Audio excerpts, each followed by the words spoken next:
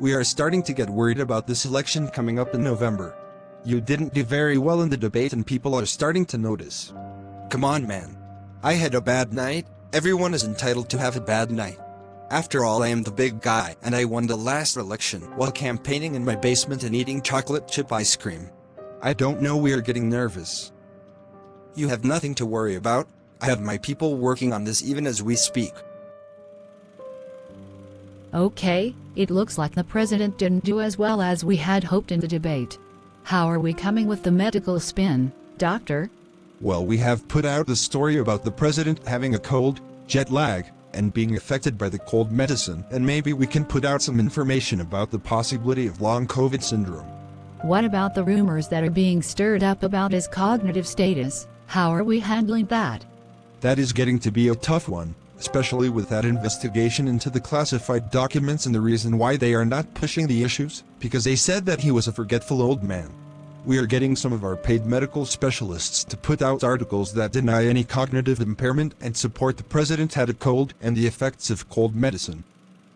So how are the prospects for another epidemic and shutdown coming before November?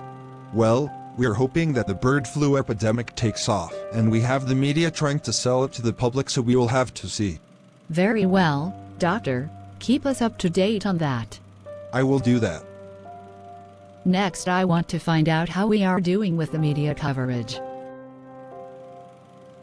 It's not going too well. They are starting to accuse us of covering up the president's mental status, and we are taking a lot of heat. I am surprised that it took them this long to figure it out. So what are you and your colleagues going to do to fix the situation? Well, I think that we can use our old strategy of Russian disinformation and claim that it all is a conspiracy by MAGA Republicans to overthrow our democracy. After all, it has worked in the past.